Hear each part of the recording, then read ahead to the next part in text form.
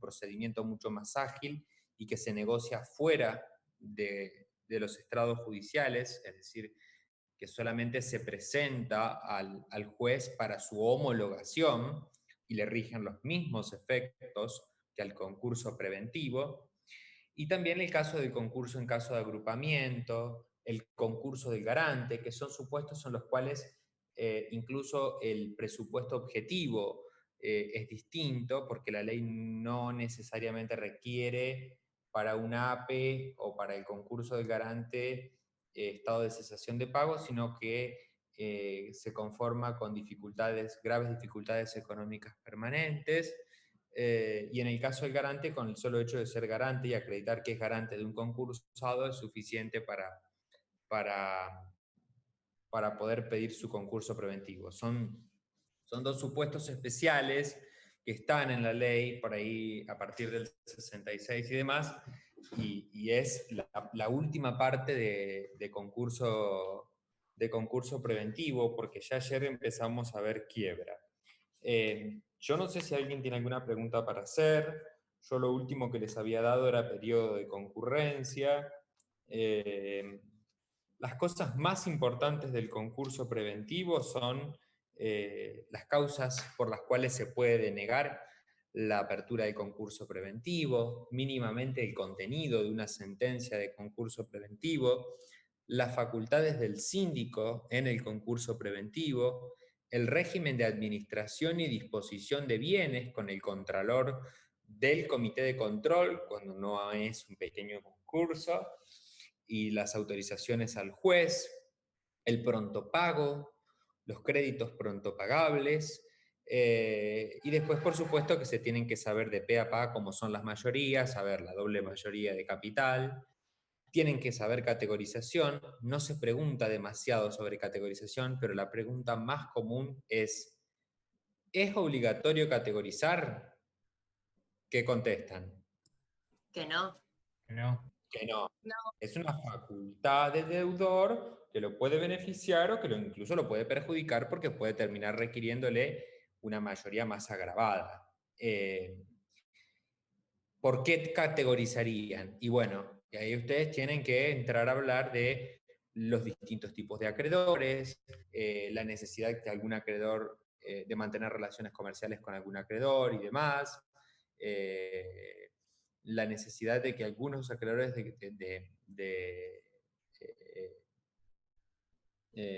sí, me pueden pedir material a cualquiera, no hay problema. La necesidad de algunos acreedores de un cobro inmediato, porque por su liquidez necesitan cobrar, ¿está? Y por supuesto que tienen que saber muy bien incumplimiento, que no es nada de otro mundo, es no cumplir en cualquiera de sus términos del acuerdo preventivo, aun cuando se trate del no otorgamiento de las garantías, y nulidad. Y nulidad tienen que saber qué significan las causas de nulidad del acuerdo. ¿Sí? No es necesario recitarlas de memoria como las dice la ley de quiebras, pero sí mínimamente comprender el significado del dolo en la nulidad para la obtención del acuerdo preventivo, ¿sí? Porque es justamente una utilización abusiva del proceso concursal, ¿sí? Así como aquel que se presenta en concurso y no está en estado de cesación de pago, si es un ejercicio abusivo de un derecho, es decir, contrario a lo regulado en los artículos 9 y 10 del Código Civil y Comercial,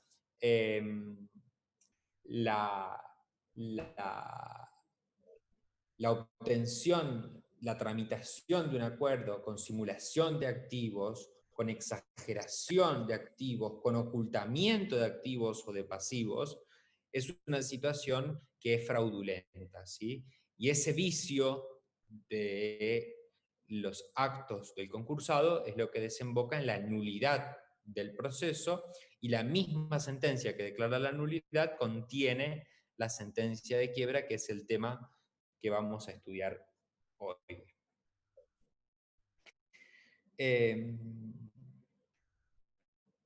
Yo voy a pasar lista, así que prendan sus micrófonos para decir presente. A mí que está presente. Angelino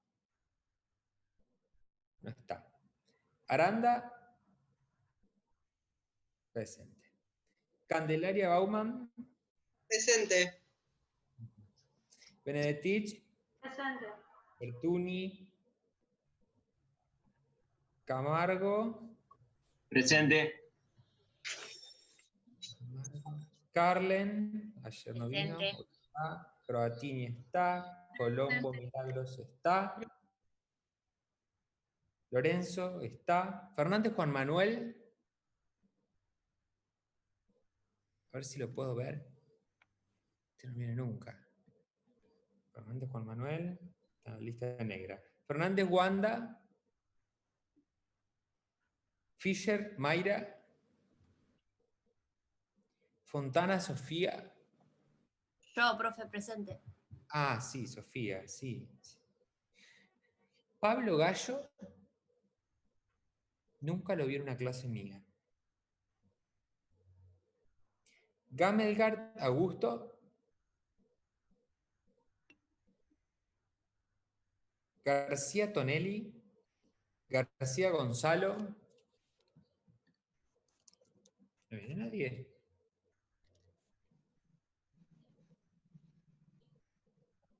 Carmendia Florencia, Gasser Federico, Ieco Chiara, Giuliani Melanie, Godoy Victoria. Ah, Ieco está presente, perfecto. Gómez Lucrecia, Presente. perfecto. Luca Jordán. Nunca vino a una clase. Ledesma Ángel. Martín Mara, sí. Bruno Mazzoni está. Milanesio está. Presente. Está Mogio Fontanelas. Obregón Lourdes. Presente. Micaela Angelino, está perfecto. Obregón Lourdes está. Horacio Diego. Pereló Valeria. Ya me dijeron 3 veces que Victoria Godoy está rindiendo humanos. Pereló Valeria. Pizarro Guillermo. Reynoso Juan Cruz. Rorer María Laura. Presente. Presente. Juan Cruz está. Bien. Y María Laura. Presente. Ahí te Acá veo. estoy. Rosa Agustín. Acá presente. Muy bien. Tengo el mismo cuadro que vos. Rosas Victoria. Está. Presente. Ruiz Horacio. Acá estoy. Sánchez Patricio está. Escatini Victoria. Presente. Está. Schroeder Gastón. Presente. Stickel Alexis. Presente. Taca Emilio. Toledo Javier. Torres Magalí. Presente. Torrini Brenda. No. Barisco. Presente. Bien. Y Vázquez entra un ratito más tarde, ya me avisó. Bueno. Profe, a mí no me nombró. ¿Tu apellido? Mirabet. Sí, te puse presente. Ah, perdón. Les pido mil disculpas por haberle tomado este tiempo. A mí no me gusta hacer esto, pero me obligan. Yo considero que la clase es para el que la quiera aprovechar y que no quiere venir a clase, estudia por sus propios medios. Pero bueno. Chicos, tenemos que hablar de sentencias de quiebra. ¿Qué tipos de quiebra conocen? ¿Qué tipos de quiebra? Directa, indirecta. Directa, indirecta. Quiebra indirecta o refleja, es decir, aquella que se decreta por el fracaso del concurso preventivo o bien por el incumplimiento o nulidad del acuerdo preventivo ya homologado, es decir, puede ser por el fracaso del concurso preventivo a partir del periodo de exclusividad, ¿sí? Y hasta la homologación, cualquier carga que incumple el deudor da lugar a la quiebra indirecta, y asimismo luego de homologado el acuerdo por incumplimiento o nulidad. En el concepto de incumplimiento entra el incumplimiento en cuanto al otorgamiento de garantías, el incumplimiento en cuanto al pago de las cuotas, el incumplimiento en cuanto al pago de los honorarios de los abogados y del síndico. ¿Sí? Porque el abogado y el síndico, el abogado te hace el concurso y si no le pagás, te puede pedir la quiebra. El síndico también, ¿está? Entonces, dentro del concepto de incumplimiento entran todas esas cargas que el concursado tiene aún después de la resolución de conclusión del concurso. ¿Y qué otro tipo de quiebra conocen? La directa, que puede ser es- a pedido del acreedor o a pedido de un deudor. Bueno, la quiebra directa que puede ser voluntaria o necesaria. La voluntaria es la que es a pedido del propio deudor, donde la petición implica la confesión del estado de cesación de pagos, pero hoy los tribunales están siendo bastante reacios en ese sentido. Ya lo decía Agustina la otra vez cuando hablábamos, en el sentido del rechazo del pedido de propia quiebra. Nosotros, ¿no es cierto, Agustina?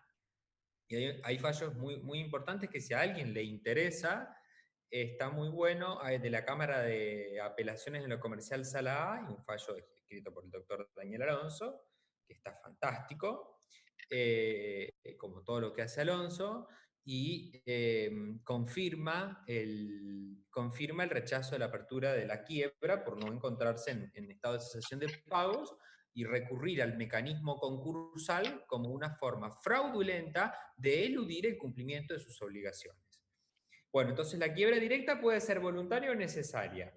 Después tienen la quiebra indirecta, ¿sí? Por fracaso del concurso preventivo. Repasamos un poquito. Disculpen que sea tan reiterativo, pero hay cosas que le tienen que quedar muy claras.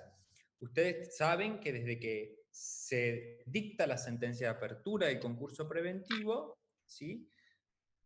Tenemos una situación de quiebra en sentido jurídico, es decir, hay un reconocimiento judicial de ese estado de impotencia patrimonial. Y el deudor, persona humana o jurídica, adquiere la calidad, el estatus jurídico de concursado. Eso implica que hay un montón de cargas que tiene que cumplir, que surgen de la ley o de peticiones o compulsas que son facultades del juez y del síndico, ¿sí? Ustedes recuerden que el procedimiento es inquisitivo, es decir, que el juez tiene amplias facultades para disponer cuanta medida considere necesaria. Y también el síndico, en el periodo informativo, puede realizar todas las compulsas que sean necesarias. No por nada, dentro de los efectos personales del concurso preventivo, se solicita una autorización para salir del país. ¿Por qué? Porque queremos que el concursado, o en el caso de la persona jurídica, los administradores,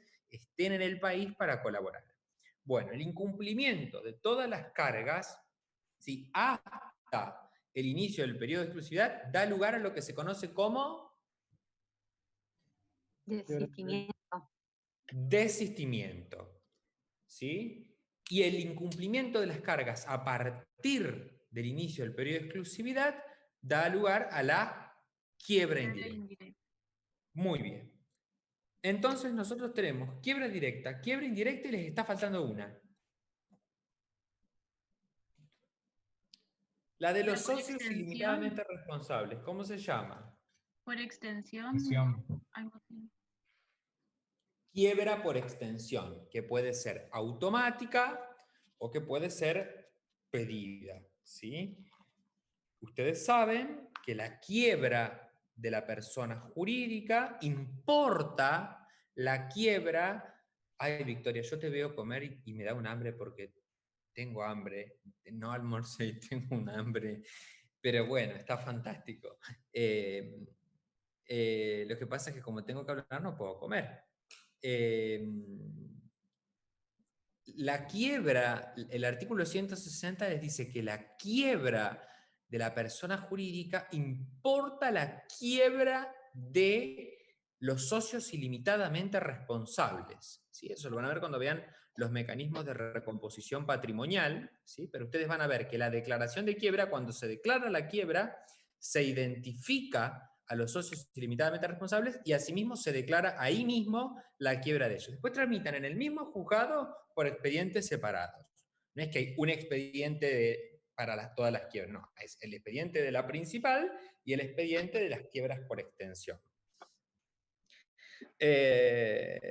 Bueno, esa es una extensión automática. Después hay otros supuestos de extensión de quiebra que son confusión patrimonial inescindible, que son desvío del interés de la concursada, etcétera, etcétera. Ustedes lo van a ver, es un tema súper apasionante para estudiar. El artículo 161 de la Ley de Quiebras es fantástico. Vamos a hablar un poquito de la sentencia de quiebra, del contenido de la sentencia de quiebra, pero no tanto. ¿Quién puede leer el inciso 1 del artículo 88?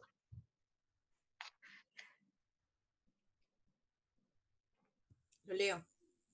Sí, El dale. inciso 1 dice individualización del fallido y, en caso de sociedad, la de los socios ilimitadamente responsables.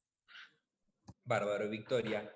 Esto coincide con lo que dice el artículo 14 en cuanto a la resolución de apertura del concurso preventivo. Nosotros veíamos que también en el concurso preventivo se identificaba ya a los socios ilimitadamente responsables por si eventualmente fracasara. Entonces, Victoria, te pregunto, el inciso 1 dice que la primer parte dispositiva de la sentencia de quiebra tiene que individualizar a los socios ilimitadamente responsables. Perdón, no entendí la pregunta. Pensé que después venía la pregunta. La sentencia. ¿por qué? Sí. ¿Por qué eso? ¿Por qué el inciso 1? Y porque para el caso de que se decrete la quiebra va a tener que extenderse todos los efectos a los socios que sean ilimitadamente responsables. Perfecto. Muy bien. Eso se aplica a las sociedades que tienen responsabilidad, que tienen socios con responsabilidad limitada, que son excepcionales. Recuerden, la sociedad colectiva, por excelencia, ninguna.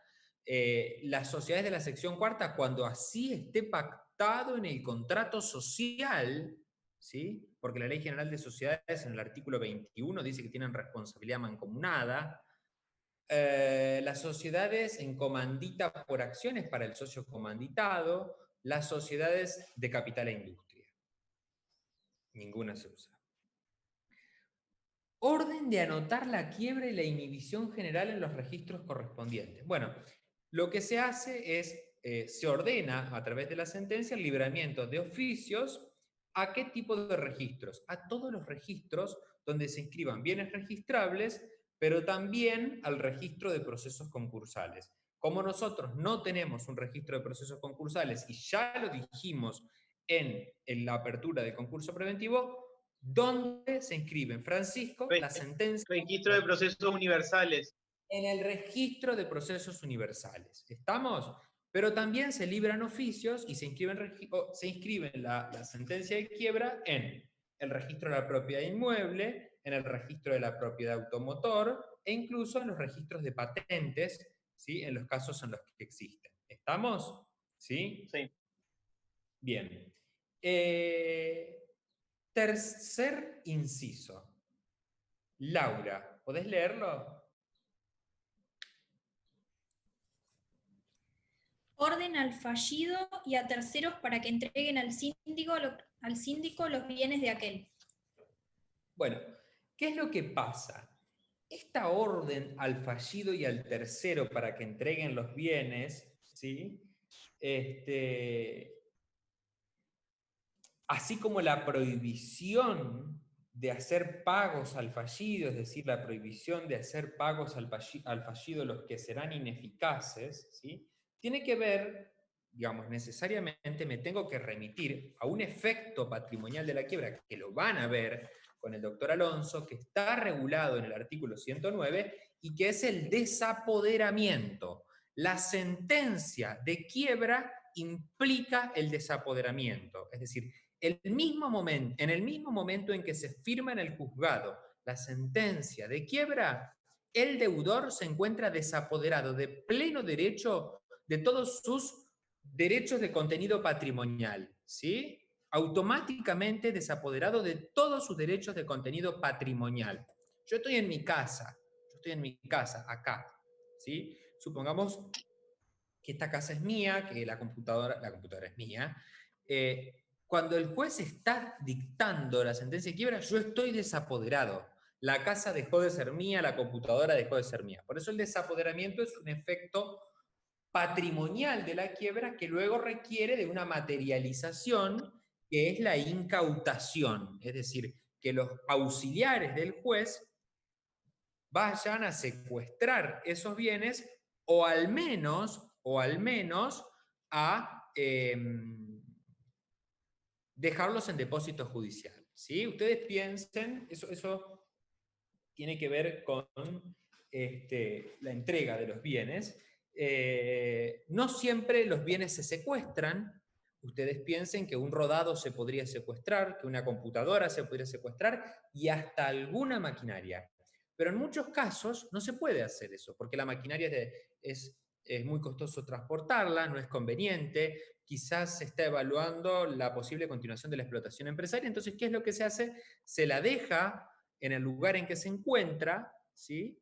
Y se coloca a el concursado, al fallido, en carácter de depositario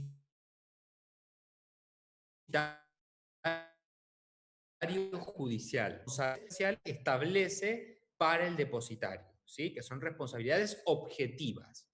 ¿Estamos? Pueden quedar bajo custodia del fallido o de un tercero. Después lo van a ver bien con el doctor Alonso cuando vean la incautación. Pero ustedes imagínense que hay inmuebles, ¿sí? Los inmuebles no se pueden secuestrar, ¿sí? Lo que se podrá hacer es decir, retirar las llaves del inmueble, o si fuera una casa o un predio que está alquilado, notificarle al inquilino que eso se encuentra en quiebra, que está desapoderado, y que va a continuar en el uso y goce porque tenía un contrato de locación y en principio es oponible a la quiebra. Lo van a ver cuando estudien los efectos del contrato de locación en la quiebra, ¿sí? Yo tenía una estación de servicios, pero la tenía alquilada. Entonces, el día que me dictan la sentencia, quedo desapoderado. ¿Qué quiere decir? ¿Que ponen una bomba? No. ¿Que van y la desarman? No, imposible. Van, le notifican al inquilino, ¿sí? Que se ha dictado la quiebra y que estoy desapoderado. Yo al inquilino no le puedo cobrar más el alquiler. Entonces yo pregunto, lo que se ordena justamente es que el deudor entregue sus bienes, ¿sí? Que es como una ficción esto, porque requiere de la incautación, es decir, al menos necesito que me lo comuniquen, porque yo estoy acá y allá está el juez a 10 cuadras, 20, o a 100 kilómetros, o a 200, dictando mi quiebra, y yo no me enteré, ¿está? Yo no me enteré que me dictó la quiebra hasta que me notificó. Bueno, a partir de que tomo conocimiento, tengo la obligación de entregar los bienes. Lo mismo los bienes que estén en poder de terceros, ¿sí? No siempre los bienes de terceros se entregan, ¿sí? Vean, por ejemplo, el caso del contrato de locación que les mencionaba, ¿sí? Depende del carácter del bien y del título bajo el cual ese tercero tiene la tenencia del bien que es de propiedad del fallido, ¿sí? Depende del título y de la naturaleza del bien, ¿sí? El tema de los terceros también es importante tener en cuenta que el tercero no toma conocimiento automáticamente de la sentencia de quiebra. Es necesario notificarlo y pedirle que entregue los bienes, ¿sí? El artículo 4 les habla de la intimación para cumplir los requisitos del artículo 86. Bueno, si ustedes se van al artículo 86 de la Ley de Quiebras, les habla de la petición de la solicitud del propio deudor, de la quiebra directa voluntaria. Es decir, ese inciso es estrictamente aplicable a la quiebra directa voluntaria. Pero hay una segunda parte del inciso, o sea, le dice primero, cumplimentar los requisitos del artículo 11, que son los que se requieren para la apertura de un proceso concursal. Y para que entregue al síndico, dentro de las 24 horas, los libros de comercio y toda la documentación y contabilidad. ¿Les hace acordar a algo esto? Sí, cuando se llevaba al juzgado para que hiciera como el cierre de los libros contables y que no se Claro. altere. Si era una nota datada por parte del secretario dentro de los 3 días de la apertura del concurso preventivo, a los efectos de evitar la anotación de otros actos, ¿sí? Que podrían ser perjudiciales para los acreedores, pero también para distinguir la calidad de acreedor de causa o título anterior a la presentación o de causa o título posterior a la presentación en concurso preventivo. Acá no le pedimos que traiga para hacer nota datada. En el concurso preventivo se los devolvemos porque el deudor conserva la administración de su negocio, conserva la gestión de su patrimonio. Acá está desapoderado, entonces tiene que traer todos los libros contables. Esos libros contables los tiene que traer en primer lugar porque ya no va a administrar el patrimonio y en segundo lugar porque constituyen información muy importante a los efectos de analizar el estado de situación patrimonial, presentar el informe general en el marco de la quiebra y eventualmente determinar los actos que deben ser declarados ineficaces. Es decir, el síndico teóricamente debería sentarse a estudiar todos los asientos contables y la correspondencia de esos asientos contables con las declaraciones en AFIP, con los movimientos bancarios y demás, para determinar las correspondientes ineficacias a que refiere el artículo 118 y también los mecanismos de atribución de responsabilidad de terceros que hayan coadyuvado a llegar a ese estado de cesación de pago. Por eso, los libros contables son un insumo muy importante. En el mismo orden en que se prohíbe, en que se pide a los terceros que entreguen los bienes, hay un inciso, que es el inciso 5, que le prohíbe hacer pagos al fallido, los que serán ineficaces. Ahora, supongamos que Pedro Camargo, ¿estás ahí? Sí, profesor, estoy acá. Bien. A vos te declararon la quiebra, para que no sea yo, digamos, vamos a hacer así, para que no sea yo, a vos te declararon la quiebra, pero yo te debía plata. Te la declararon esta mañana, ¿vos tenés comercio o algo? ¿Hacés algo? No, por ahora estudio nada más. Bueno, supongamos que tenés un comercio. Yo voy a tu comercio y te pago. Te decretaron la quiebra a las 10 de la mañana en el juzgado y a las 11:15 yo me apersono en tu comercio, vos no sabés de eso, vos no sabés de la sentencia de quiebra, yo tampoco, no tengo forma de saberlo, y te pago lo que te debía. Bueno, ¿ese pago es ineficaz? Sí, yo creería que sí, que es ineficaz. Por más que no haya sido notificado. Ese es el tema. Ustedes... ¿Es a partir de la sentencia o no? Es a partir de la sentencia que el deudor... Automáticamente. Es a partir de la sentencia que el deudor se encuentra desapoderado. Pero ¿qué pasa? Acá no estamos hablando de que Pedro me está vendiendo un bien que integra su patrimonio. ¿Sí?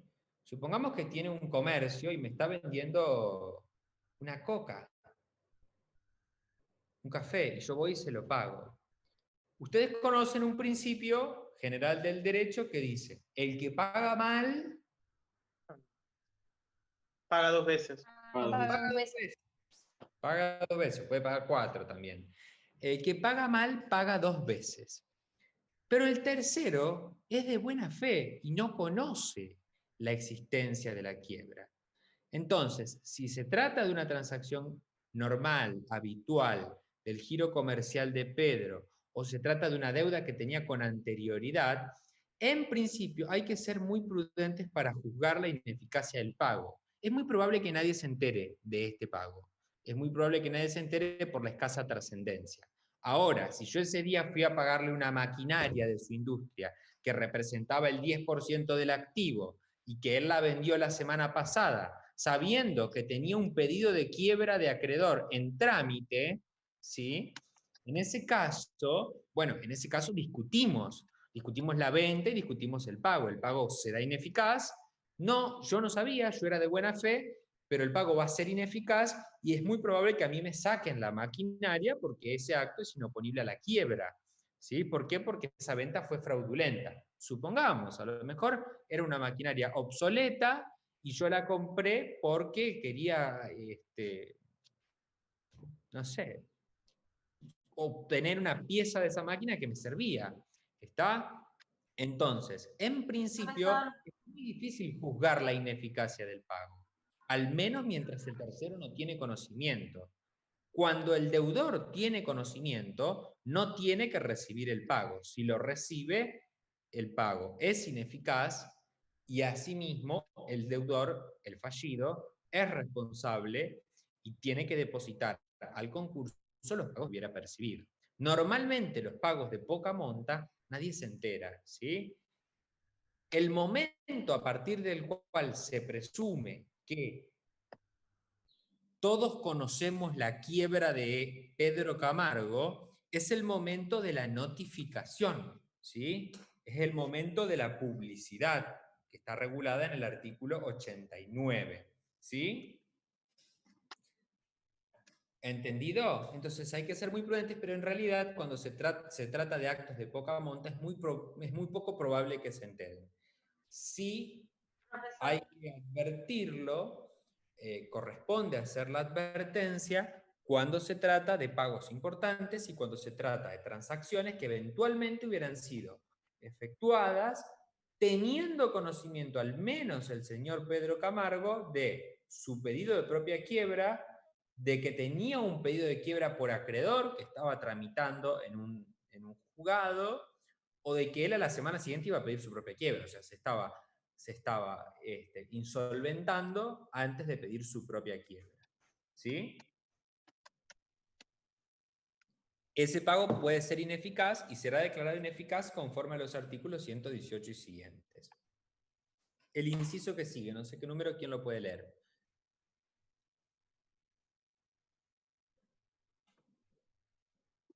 Dice el inciso 6, orden de interceptar la correspondencia y de entregarla al síndico. Muy bien, Lucía. Lucía, vos no sos alumna de la comisión A. No. Sos de la comisión C, pero está bárbaro. Te gusta tomar el doble de clases.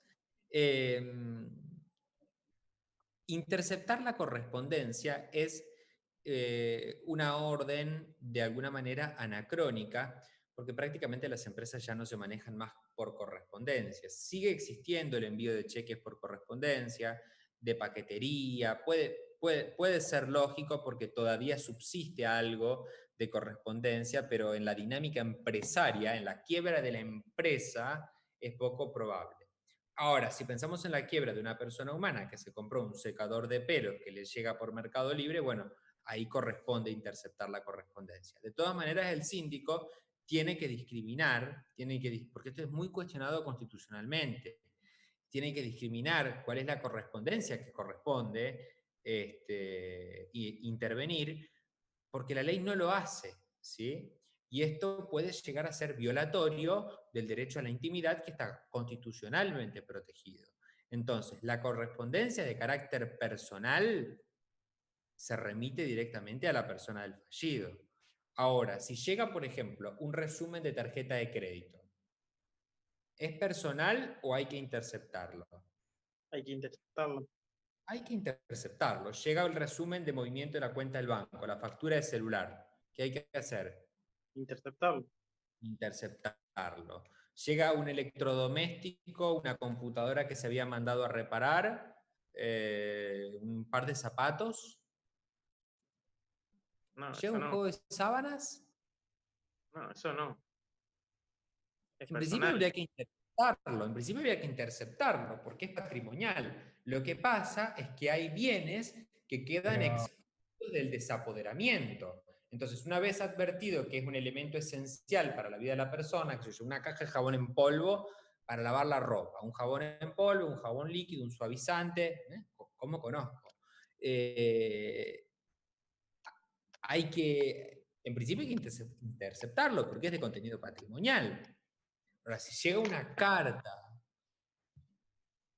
personal de un familiar que está en el extranjero, de un conocido que está en el extranjero, que más vale que le escriba por WhatsApp, porque si está en quiebra que ni le mande cartas.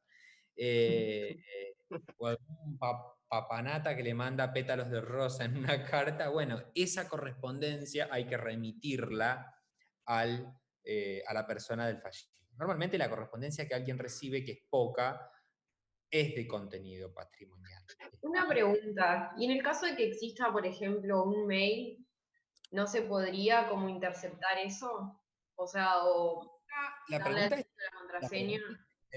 la pregunta es excelente, pero intervenir una cuenta de correo electrónico sería absolutamente violatorio. Pero en el caso de una empresa que sea específicamente para eso, que sea de los administradores. Tampoco. En principio no. En principio eso nunca ha sido dispuesto. La pregunta es genial, porque esa es la forma en la que tienen las empresas hoy de comunicarse. ¿Está? En principio la pregunta es genial y la ley ha quedado anacrónica. Hoy por hoy ningún síndico intercepta correos electrónicos, pide claves. Eso no se hace. No sé si en un futuro no se haría. Me parece que no corresponde. Aun cuando los intercambios tengan que ver con cuestiones donde se ventilan cuestiones patrimoniales relativas al manejo de la empresa, no. Porque con el mismo criterio yo te podría decir, mira, vos por Instagram podés comprar un celular y contraer una deuda o un accesorio. ¿Se entiende? O en un grupo de Facebook podés concertar la compraventa de cualquier bagaje usado, una bicicleta usada, y la pagás por Mercado Pago. ¿Está? Entonces yo con el mismo argumento te podría sacar el celular, revisarte Instagram, revisarte Facebook. ¿Está? Es un tema para pensar el tema de la correspondencia electrónica, ¿sí? Porque es la forma más habitual que en la dinámica, tanto las personas humanas como las personas humanas no comerciantes, como los empresarios, personas humanas o jurídicas, utilizan esa herramienta. Tu tema es muy bueno para presentar una ponencia para el Congreso de Derecho Concursal del año que viene. Si no la haces vos, la voy a escribir yo a la ponencia. Pero esto es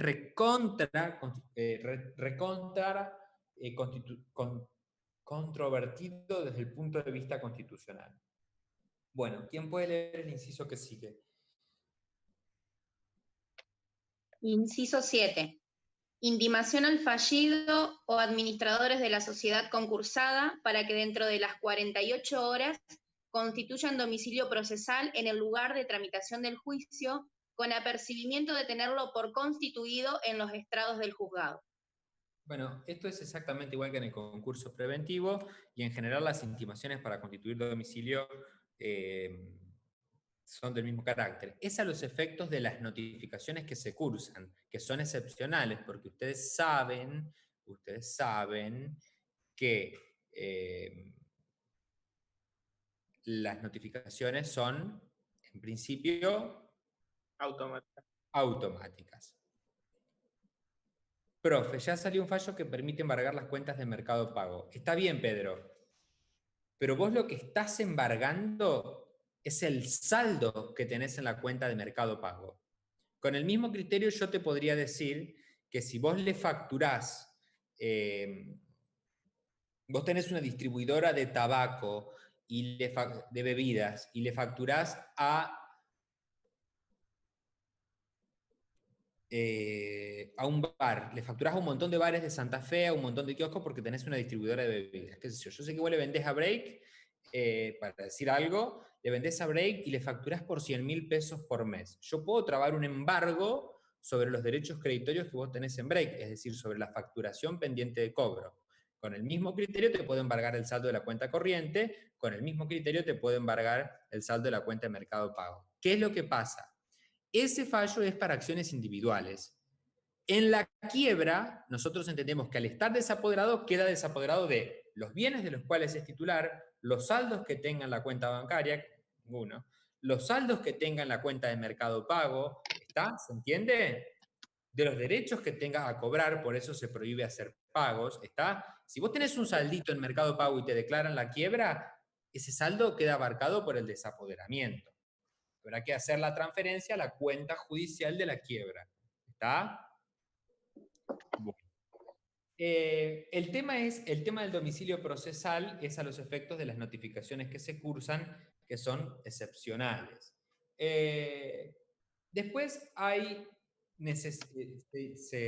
algunas cuestiones vinculadas con las comunicaciones que se deben dar al Departamento de Migraciones y demás, a los efectos de que los administradores no salgan del país, es decir, para efectivizar uno de los efectos, para materializar, operativizar uno de los efectos personales de la quiebra, que es la prohibición de salida del país de los administradores de la persona jurídica. ¿Por qué? Porque el artículo 113 está fundado en un principio de colaboración. La designación de un funcionario que realice el inventario en el término de 30 días, el cual comprende, perdón, el inciso 9 habla de la orden de realización de los bienes del deudor y la designación de quién efectuará las enajenaciones. Bueno, sobre ese inciso después vamos a hablar cuando toquemos apenitas un poquito la continuación del trámite, ¿sí? Ustedes piensen que la idea del proceso de quiebra es que se dicta la sentencia de quiebra, se desapodera y se realizan de inmediato los bienes. La ley está diseñada, pensada, articulada para eso, ¿sí? Para que inmediatamente después de dictada la sentencia se incauten los bienes y se empiecen a realizar. Y se vayan realizando todos juntos o de a poco y a medida que vayan apareciendo. Después nosotros vamos a tener una clase específica sobre las formas de realización de los bienes y sobre lo que es el informe final y proyecto de distribución. La ley va a designar enajenadores, ¿sí? Ustedes saben lo que es enajenadores, yo a todos les hice las devoluciones de los trabajos que estaban bien y que los tienen que tener presentes porque hay preguntas de esos en el habilitante y a veces también en el oral. ¿Está? No me voy a detener en la orden de realizar los bienes porque es una orden, es una ficción. O sea, se ordena realizar los bienes, pero después para poder realizar cada bien, el síndico tiene que proponerlo en el expediente y después tiene que autorizarlo, porque en principio tiene que ser por subasta, salvo que no sea conveniente, porque hay un oferente privado, entonces se abre una licitación. A ver, es complejo, ¿sí? Nosotros vamos a ver los mecanismos de realización de los bienes. Pero ustedes sepan que lo que quiere decir este inciso es básicamente lo siguiente: sentencia de quiebra, notificación, desapoderamiento junto con la sentencia, incautación de los bienes y vendemos, para que sea lo más rápido posible y ya vamos pagando, ¿sí? Con todo lo que hay, rematamos y pagamos. Esto no sucede en la realidad. Quien haya visto un expediente de quiebra sabrá que no sucede en la realidad. Que la primera enajenación, con suerte, se realiza a los 6 meses o al año de la sentencia que declara la quiebra, ¿sí? Pero bueno, la idea, la lógica del proceso de quiebra es desapoderamiento, incautación y comenzar inmediatamente con la realización de los bienes de la forma más beneficiosa, de la forma más provechosa, es decir, mediante aquellos mecanismos que aseguren obtener el mayor valor posible de esos bienes. Por eso se designa un funcionario que no es el síndico, ¿sí? que es un evaluador, que tiene que hacer un inventario de rubros generales dentro de los 30 días. ¿Qué significa rubros generales? No se le pide, como en el informe general, en los incisos 2 y 3 del artículo 39, una detallada composición del activo y los rubros que lo corresponden, que lo integran, discriminando sus amortizaciones y demás. A ver, activos corrientes, ¿cuántos tiene? Dinero en caja, tanto, créditos a cobrar, tanto. Activo no corriente, ¿qué tiene? Bienes de uso, tanto, bienes de cambio, tanto. Pasivo, listo. Pasivo corriente, pasivo no corriente. ¿Está?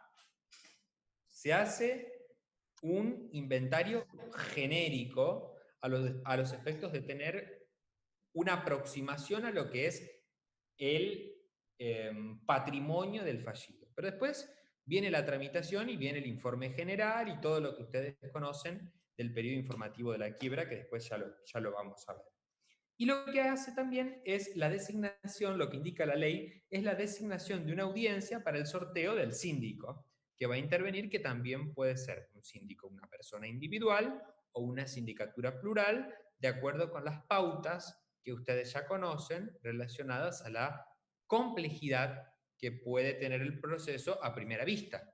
Porque nosotros hasta acá lo que tenemos es una demanda de quiebra, o en el mejor de los casos, un concurso ya fallido, ya fenecido, ya fracasado.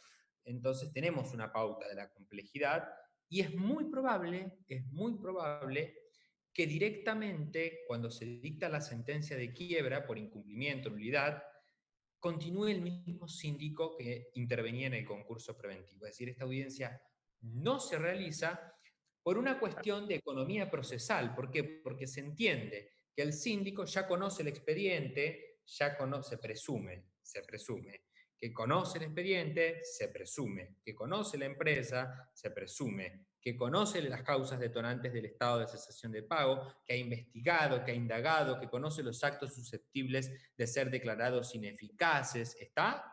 ¿Sí? ¿Se comprende por qué? Sí, eso le iba a preguntar justo si, o sea, si se hacía igual el sorteo por más que siga ese síndico. No se hace, o sea, se puede obviar. A ver,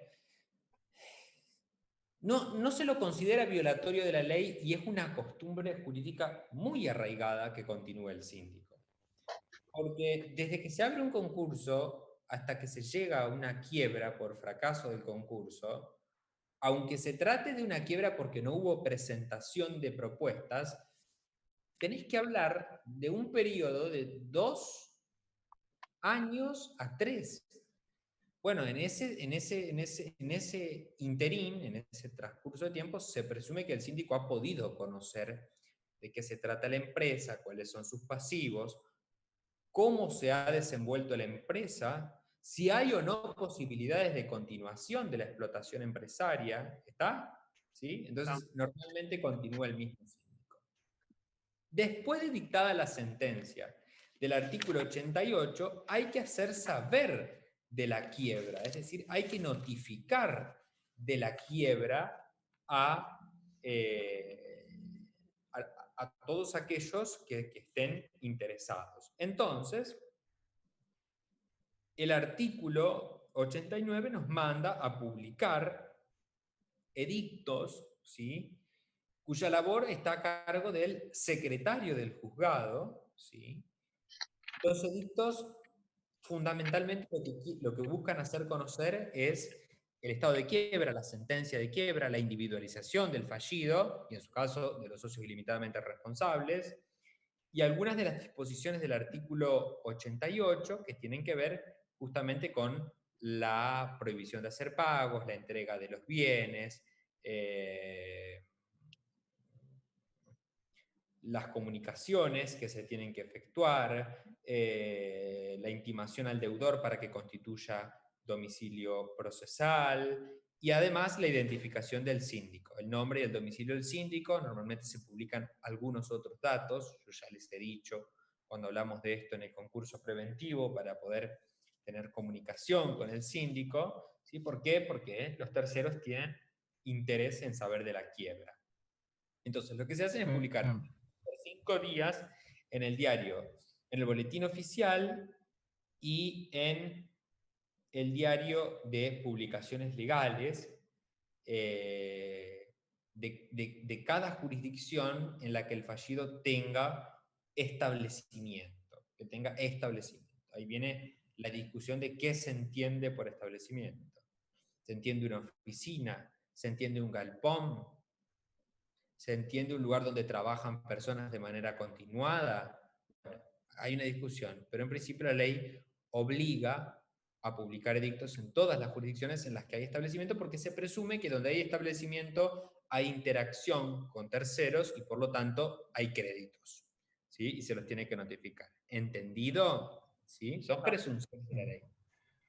Profe, ¿y a costa de quién corren las publicaciones? En el caso de este supuesto que A abre el costa de artículo de... a costa de la quiebra, ¿sí? No, Acá en hay lo que yo... acá hay una diferencia esencial entre el concurso preventivo y la quiebra. Los edictos y las publicaciones en el concurso preventivo son a cargo del concursado. Y cuando digo a cargo del concursado es que el concursado debe publicar los edictos, debe pagar los gastos y debe acreditar luego en el expediente que lo ha hecho, mediante factura del boletín, mediante factura y recortes de las publicaciones efectuadas en el boletín oficial en los diarios. Acá es a cargo del secretario del juzgado y se hace con fondos del concurso. ¿Está? Con fondos de los desapoderados. ¿Sí? ¿Por qué? Porque el señor fallido, la empresa fallida, ya no administran su patrimonio. Entonces se entienden que no disponen de ningún recurso, aun cuando ustedes van a ver que hay bienes que están excluidos del desapoderamiento. La sentencia de quiebra produce efectos erga omnes desde el mismo momento de su dictado, ¿sí? Produce efectos sin que sea necesaria la notificación, pero sí debe notificarse el dictado de la sentencia para que el deudor pueda ejercer las vías recursivas, ¿sí?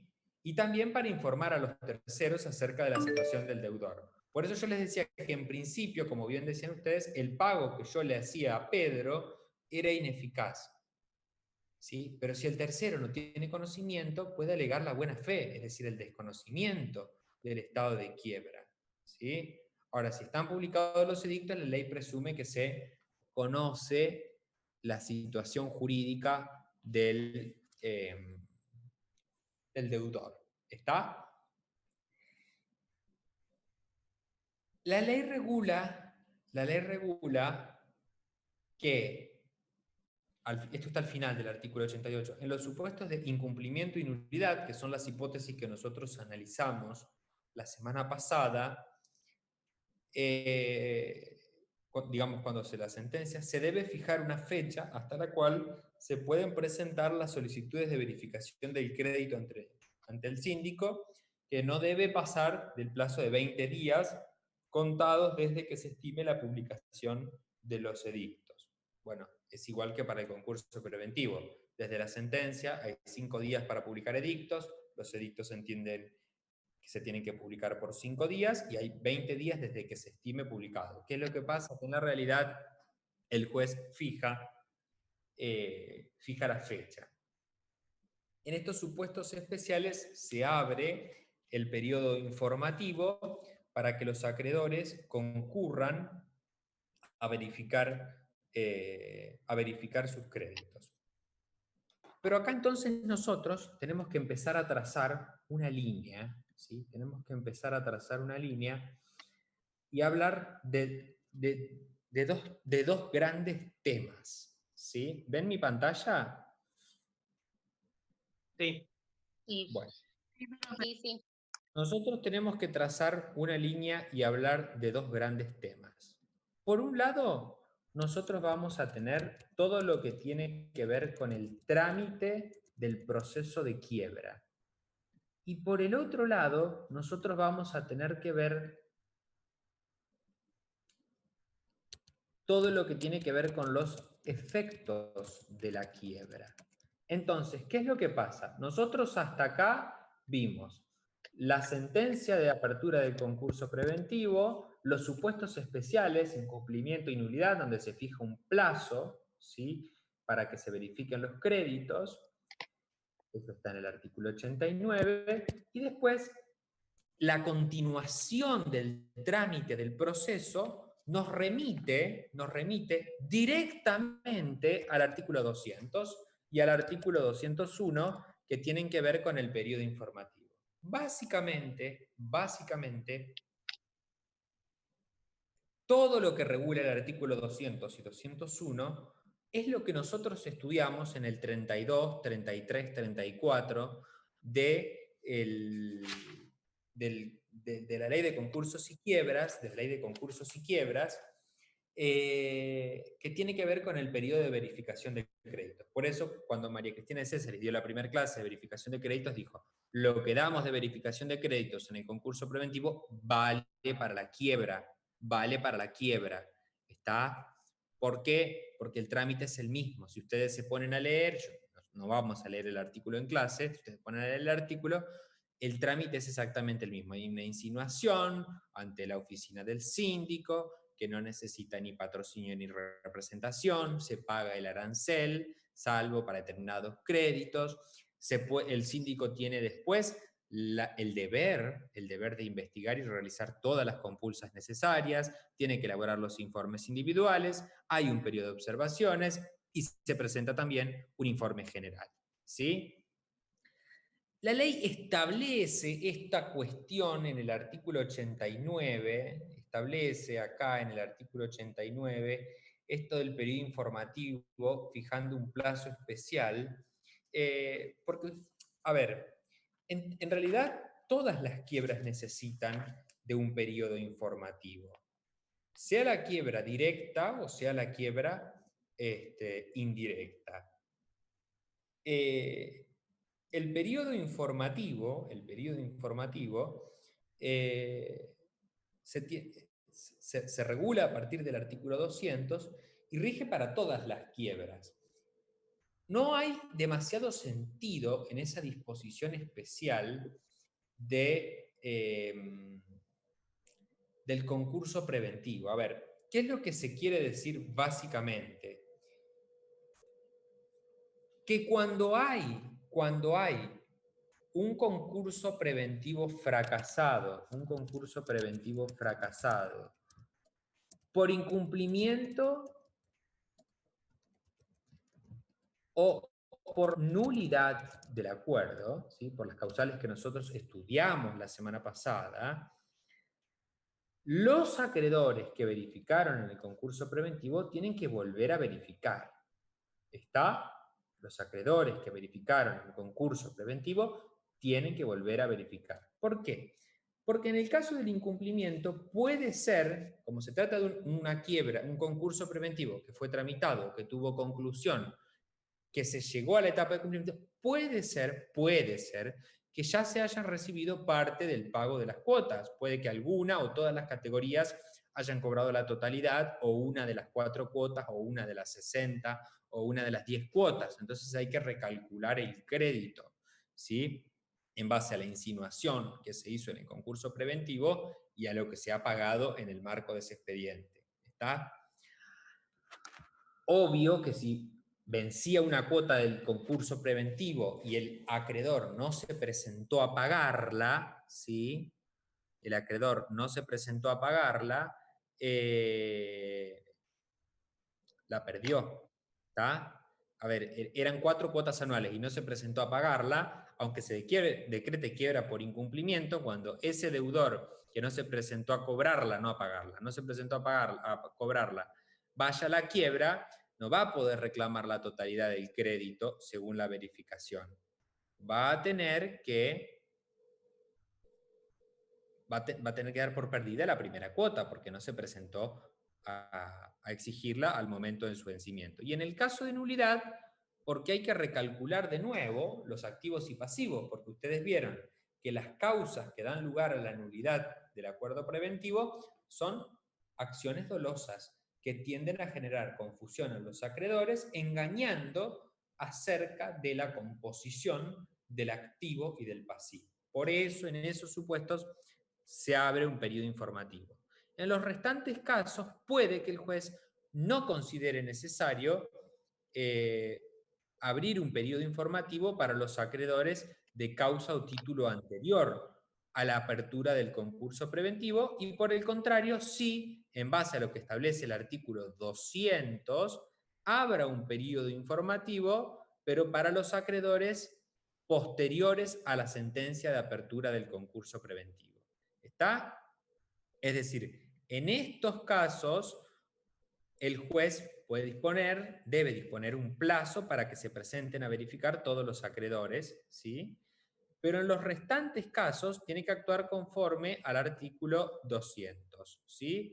Abrir un periodo informativo, pero que es un periodo informativo para los acreedores posteriores a la apertura del concurso preventivo. ¿Por qué? Porque los que verificaron en el concurso preventivo, en principio, están eximidos de verificar. Y eso está en el artículo 202.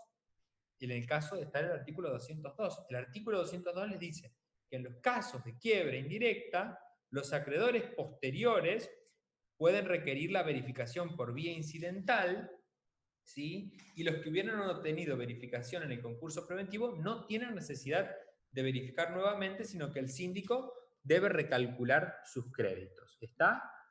¿Se entiende? En ese caso, los acreedores posteriores, digamos, que aparecen en el momento de la quiebra, ¿pueden cuestionar los créditos que ya fueron verificados en el concurso preventivo y que no tienen la obligación de volver a verificarse? Por supuesto que pueden cuestionarlos, por supuesto que pueden cuestionarlos. Verificación en la quiebra. Verificación en la quiebra. ¿Qué tenemos que tener en cuenta como pautas? 1.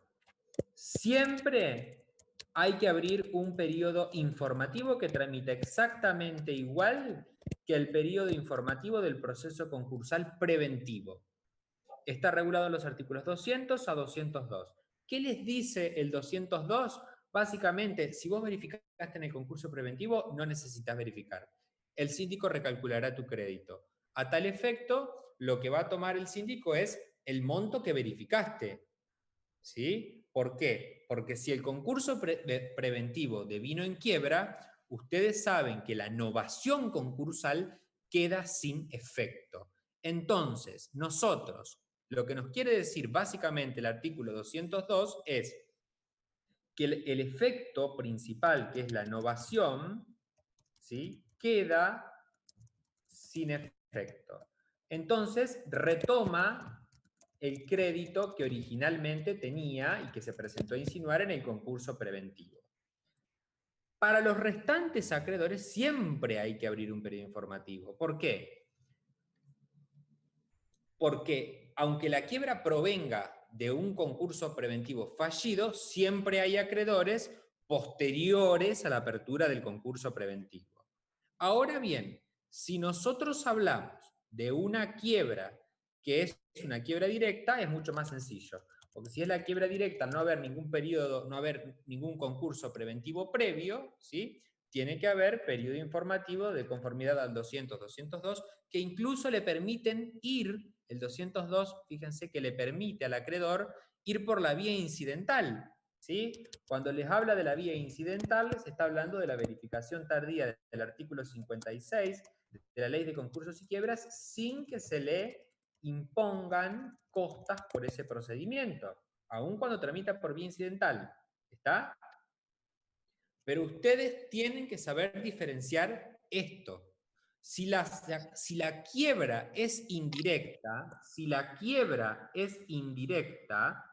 ¿sí? Verificación hay siempre. Si la quiebra es indirecta,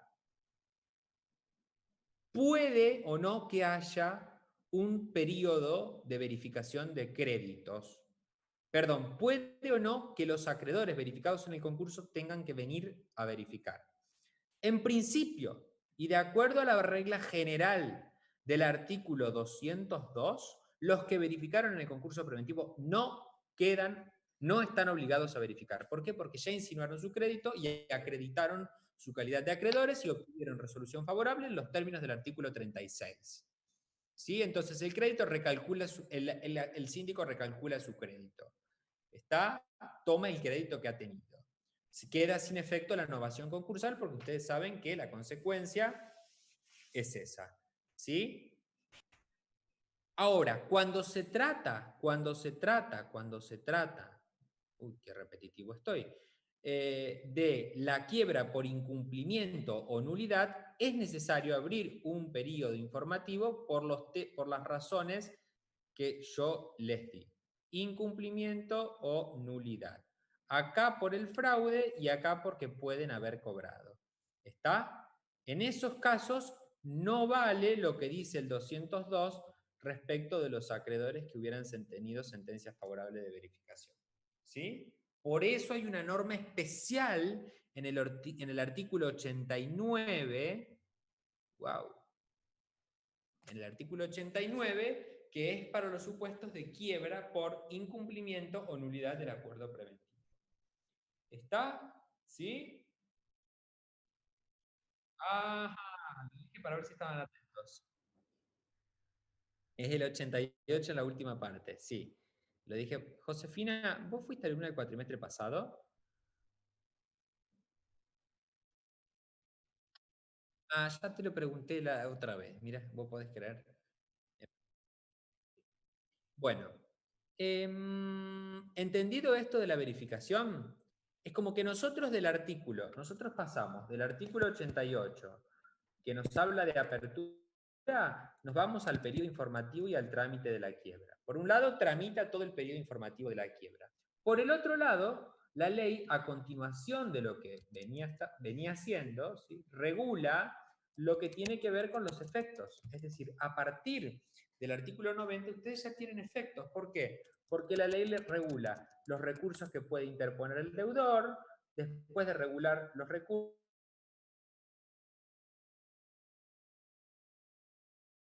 efectos patrimoniales, y dentro de esos efectos patrimoniales ustedes van a estudiar algunas cuestiones muy importantes, como son los mecanismos de recomposición patrimonial, ¿sí?, que se van desarrollando simultáneamente y que son básicamente tres.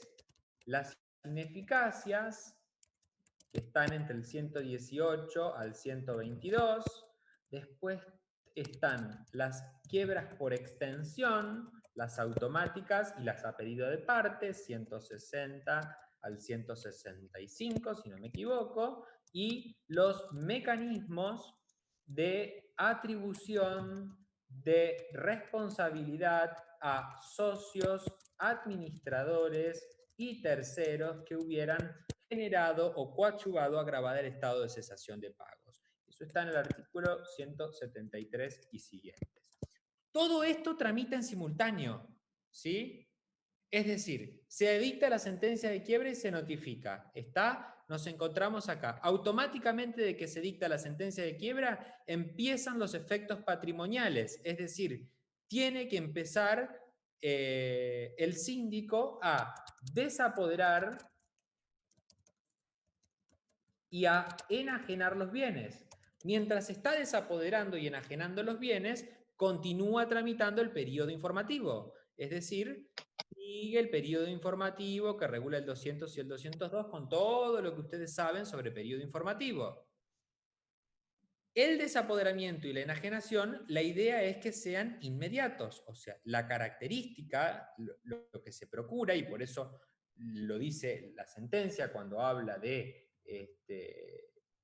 orden de realizar los bienes, la idea es la inmediatez de la incautación y de la realización de los bienes. Entonces, ustedes tienen normas que son súper importantes, que las tienen que tener releídas para mi próxima clase. Con Daniel Alonso ustedes van a ver el 109, que es sobre desapoderamiento, pero después ustedes tienen el 177 sobre la incautación, y después están las normas sobre realización de los bienes,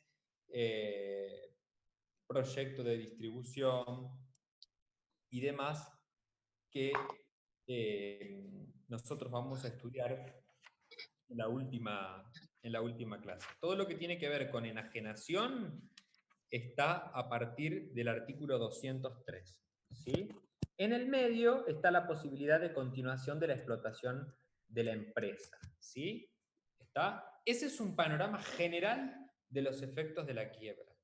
Pero ustedes tienen que saber que se dicta la sentencia, se notifica, y la idea, el principio rector, la pauta general, la lógica que guía a la ley de concursos y quiebras, es que todo esto que yo les dibujé y que ustedes van a tener que estudiar y saber a la perfección, todo esto se hace junto. ¿Está? ¿Sí? Mientras se va tramitando el periodo informativo, el síndico tiene el deber de incautar, tomar los bienes que están en poder de tercero, enajenarlos de la forma más beneficiosa posible, depositarlos en el concurso, realizar el pronto pago de los créditos laborales, todo eso, ¿sí? mientras se va tramitando todo eso. Y al mismo tiempo, el síndico, que no lo hace, pero bueno, lo tiene que hacer todo esto. Pero bueno, en defecto de actuación del síndico estamos nosotros, los abogados de los acreedores, que nos encargamos de estas cosas que a mí me encantan hacer, porque a mí me encanta torturar gente pidiendo extensión de quiebras, pidiendo responsabilidad, pidiendo inoponibilidad de la persona jurídica y demás. ¿Sí? ¿Está?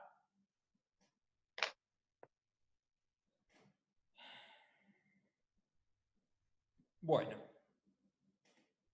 Ahora los escucho hablar a ustedes. Los confundí, los mareé, los dejé perdidos, les di demasiada información. Yo les di como un panorama general de todo lo que van a ver ahora. Después, si quieren que hagamos una clase de consulta a final del cuatrimestre y ordenamos los tantos, los ordenamos. Pero prepárense porque lo que viene es esto. ¿Está? Ustedes con Daniel Alonso van a empezar a ver efectos y van a tener 3 clases de efectos. Y él le va a dar desapoderamiento, efectos personales, efectos sobre las relaciones jurídicas preexistentes, artículos 125 y demás. A mí hay una pregunta que me encanta hacer, que es el efecto de la quiebra, porque nadie sabe eso. Después, es un chiste.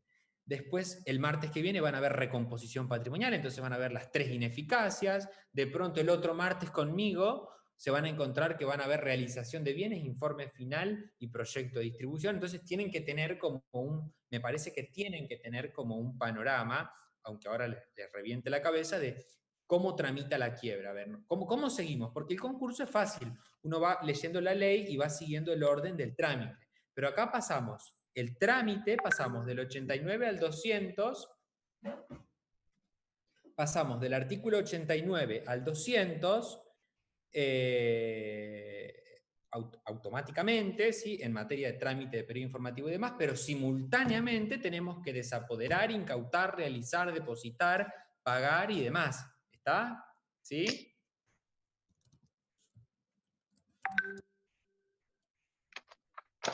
¿Una pregunta?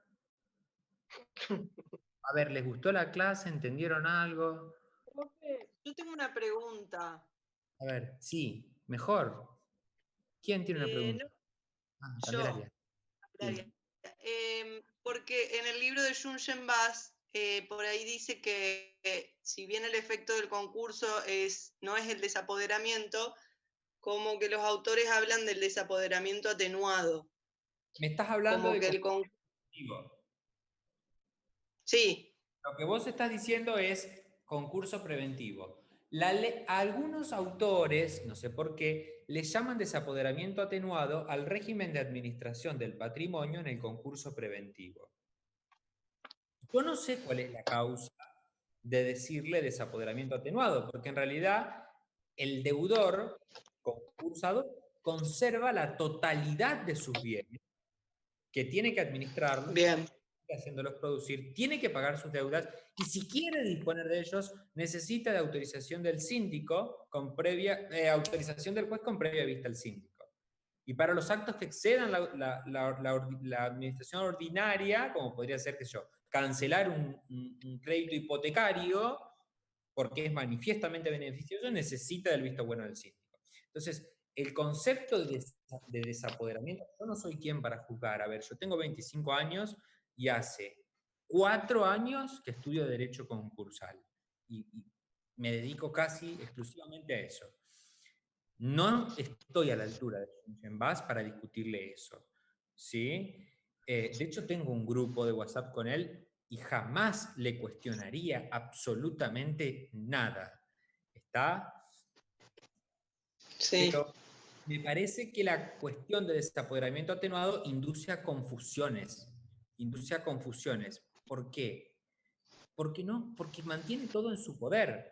Sí, se dice desapoderamiento atenuado porque de alguna manera sus facultades se ven disminuidas, porque no puede disponer, porque está permanentemente controlado por el síndico, lo cual es una mentira, y por el comité de control, lo cual es una mentira, porque, a ver, a cualquiera lo engrasan y hacen lo que quieren, pero También a los síndicos no les gusta demasiado controlar, pero bueno, por eso dicen desapoderamiento atenuado, pero no es desapoderamiento técnicamente, porque sigue teniendo la propiedad de las cosas, y al tener la propiedad tiene la posesión, ¿sí? Bien, bien, esa era mi duda, digamos. ¿Sí? Es un concepto que induce al equívoco, ¿sí? Porque claro, por eso. Nada, no se le saca nada, simplemente que tiene un control sobre todos los actos que otorga. ¿Está? Bien, bien, nada, quería saber más que nada tenía como esa duda cuando hablábamos de desapoderamiento también como uno de los efectos de la quiebra. Y claro, relacionado con el desapoderamiento atenuado. El desapoderamiento es un efecto de la quiebra que ustedes lo van a ver cuando den las clases de efectos. ¿Sí? Después, si no llegan a ver muchas gracias. En caso de agrupamiento y demás, podemos dar una clase sobre eso, no hay problemas. Pero yo estoy seguro que algo les va a decir Daniel Alonso mañana. Bueno, gracias, profe. Preguntas. No, de nada. Profe, yo una pregunta. Capaz que me estoy apurando, pero ¿los mecanismos de recomposición patrimonial tramitan por la vía de incidente o...? Depende, porque la quiebra, por ejemplo, sí. Hay gente que me está pidiendo el mail. Yo les voy a pasar mi mail para todos, ¿sí? Para todos. Y les voy a pasar el fallo. Bueno, mi mail es nagel@sjs.unl.edu.ar. Victoria Godoy, sí. 4 veces me dijeron que rendías humanos. Espero que te haya ido muy bien. Bueno, gracias. Profe, pero me engancho ahora. Está perfecto. Muy responsable de tu parte. ¿Viste? Que mandaste a avisar con mucha gente. Menos mal, tengo buenos mensajeros. Sí. Ahí les pasé mi mail para todo tipo de consultas. Bueno, y te paso el fallo, te paso, Agustina, el fallo de la Cámara, el fallo de Alonso. Gracias. Bueno, y para cualquier tipo de consultas. A ver, yo ese mail no lo abro todos los días, lo abro cada tanto y contesto. Pero cuando los y las estudiantes tienen apuros, encuentran tu celular, tu cuenta de Instagram, te mandan privados, te mandan por Facebook, y no hay problema. Porque uno está más con el teléfono. Yo realmente tengo el mail ese en el teléfono, pero me entran tantos que no lo abro a diario porque me fastidia, digamos. Pero bueno, cualquier consulta que necesiten, me escriben. Sinceramente, espero no haberlos confundido en la clase de hoy. Espero no haberlos confundido, porque les di un panorama muy genérico de la tramitación de la quiebra y quizás fue demasiado. En ese sentido, sean honestos. No, fue bueno. ¿Fue bueno? Sí. ¿Fue bueno? Bueno. Sí. Fue malo, no le digan a Cristina de Césaris, porque en su caso se reciben los apercibimientos que correspondan. Bueno, chicos, los dejo por bueno. Nos estamos viendo. Muchas gracias. Hasta luego. Chao, profe, gracias. Gracias. Chao, profe.